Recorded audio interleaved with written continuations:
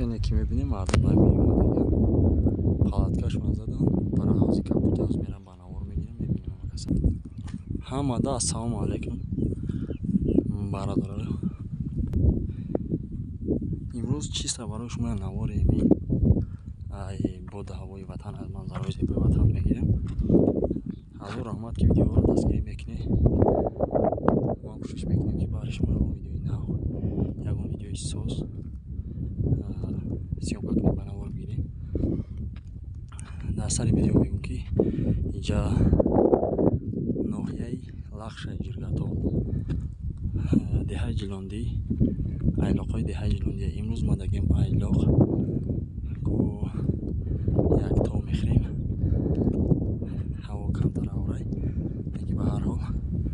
اینجا حوضی کبوتر بناورش میگیرم نگاه کنیم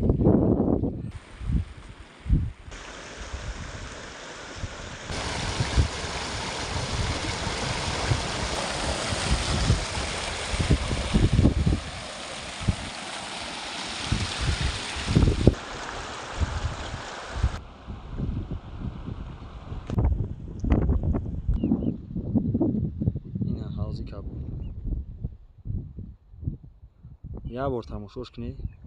شیستم جوی دمگیری جوی تماشا افتاده گپو چند قپش هم اومدگی بودن ای تلویزیونی سیاحی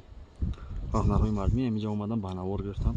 در تلویزیونم نشون داد روز دوشنبه ساعت 8 شب تقریبا بعد که نشون داد برنامه‌اش میتونید در اینترنت هم هست تایپ دروین شروع تماشا کنید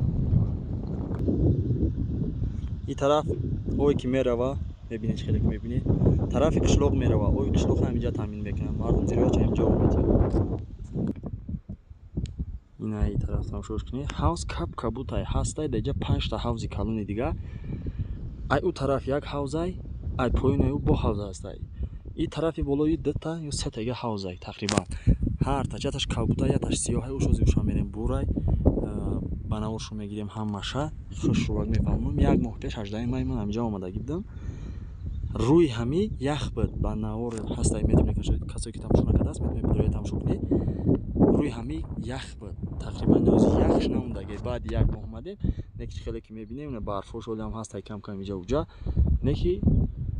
در بالای حوض یگان نمود یخ موندگی نیست مردم میان هر سال کار میکنن پیش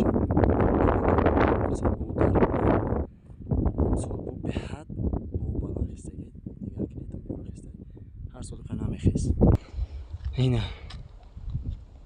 من یک کم سال دیده ایستم امیره که او تو همی جرای نخیستگی هست او طرف یک گویگه میام خیلی میفرویه برف او میشه میفرویه همین سبب زوید میشه چون چشمان رو نمیدیم چند طرف برای اون زوید میشه او برفایی که دسته و کوهی که دسته و لزروی که دسته شروع چند روز پیش یک ویدیوی گاستیون که کرده بودیم برای سیل اومده بود سیل ای همون طرف مقصد نام پیری خوره دسته او میشه برفش مقصد دره او پرای دره مقصد گرم که مینکنه ریگای جمع میشه و همون جمع میشه او و سیل میشه سرخواه چند روز از محکم کرد چند روز به سوید نبود مردم روز کردن این حوض شمال طرف زایسه است ما جوا هم صرف دیزه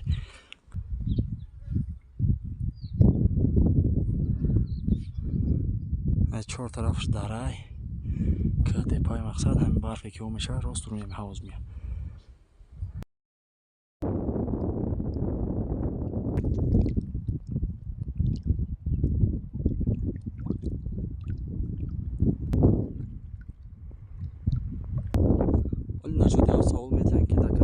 مقصد محیط داره این حوض شروع نر محیط داره من خیلی دیدگیم محیط داره لیکن نمیدونم هیچ خیلی محیط چند سال پیش 2 سال پیش من اومده دیده بودم این سال ولی هم کسی دیگه نیست که اینجا محیط هست نیست که مرد زنده تیرمو بیشتر مردم محیط همیرا میبینن محیطش کلون اینه که یگان کسال قبدگی نیست اینجا محیط مساحت چه نمیدونم راستی گپ چند هکتار هست نه که همین گردش بار که تو میخری همین گردی که هر راهش قط یک روگم تو میخری نیم ساعت اینه دیده چشمه بالای هم خیلی میوه یک تا اینجاش خوخشیدگی برف مقصد کم دیگه اونجایی که میبینیم او طرف کجیش ای اصلا او میوه همین چشمه پر میشه این حوض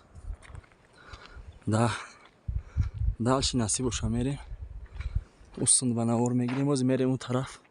горея мебинем бо мерем дальше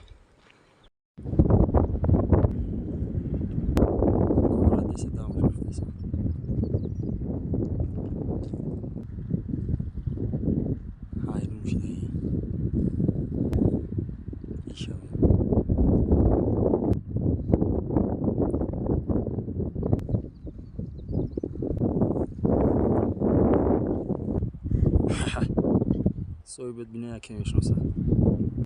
гусалара десе 3-4 моҳа гусалара ёе ки мебинӣ шарои нар то тирамон ҳамин говора мебинӣ то моҳи сентябра то наминҷа барф зада ханак мешавад месандан инҷа мехӯранд мегарданд ягон кас коршо надорад ай моҳи 18 май мисол вардем дар миайдомондаги гора боз як хабаршо мегирем ҳамаш соз бошад мегардем мерем ҳар кас меяд гӯяхча хабар мегирад дар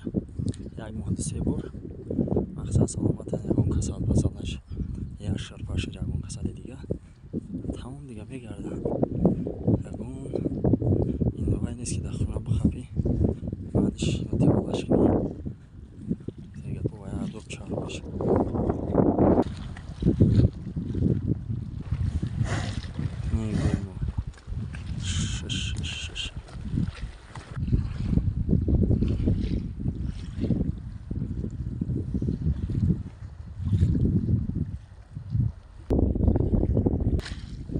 бад черои нар ҳавзи кабуд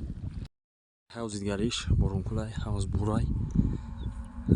зибо қарибтар мерем ба навор мегирем дига шамон хеле ҷои роҳат кайф мем ё мехӯранд мегарданд фақат хеле ки мебине гуфтаи худам оями ҳавз оями кӯл бурай мақсад барои ҳамон меган ки ҳавзи буруш меган ози ҳастай бо ай ӯ поёнтар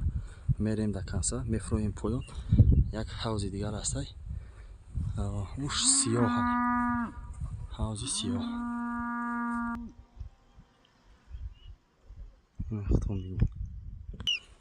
дар и ҳавз не ки то ҳозир ягон кас ягон намуд моҳӣ дидагӣ нестай ҳавз мақсад агар моҳиам ҳои ба фикр мешавад барои ки дар дарунаш алафт хеле мебини алафт дорад мешавад не ки ҳои кадагӣ нестанд то ҳозира надорам я ягон ҷо ягон чишма нестай онамия фақат ҳамин барфи ки ҳар сол мезана ай ҳамвай ов мешавад друм ямия хай гови як гусалаш гулият кайсан ҷоншу дамиягия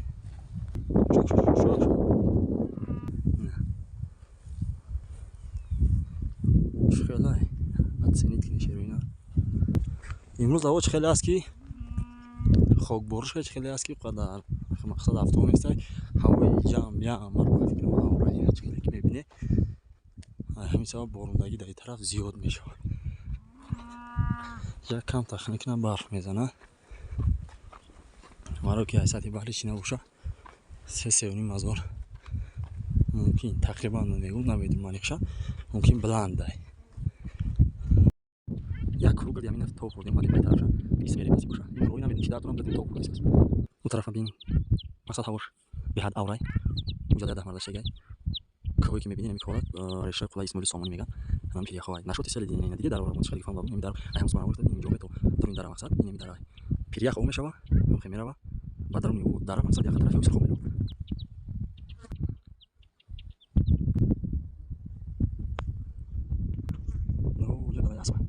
ин ҳамон ҳавз чақаде ки мебине рангаш камтар бошад ки сиёҳ ин моли даҳмарда ҳаминҷа омадем ки ҳаминҷа дай қатиш боло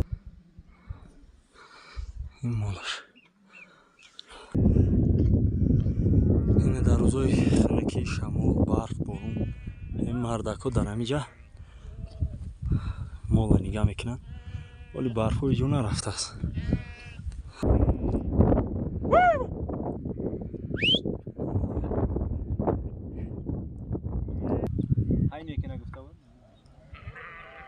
Ага даҷа чанд қамол дорӣ? Даҷа чанд қамол дорӣ? 1300 та.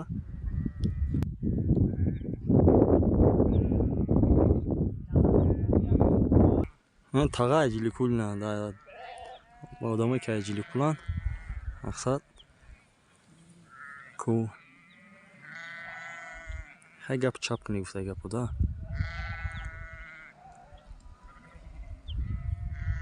Ятар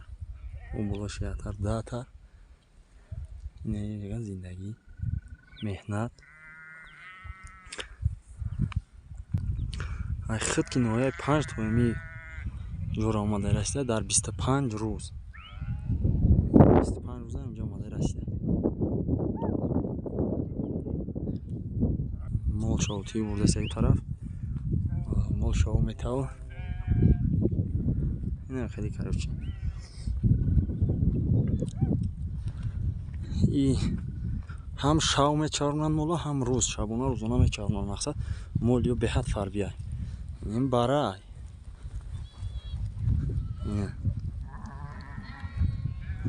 саг багаша боша суш ба хайра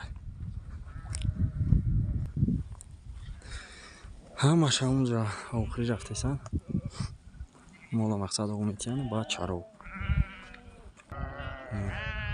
имрӯз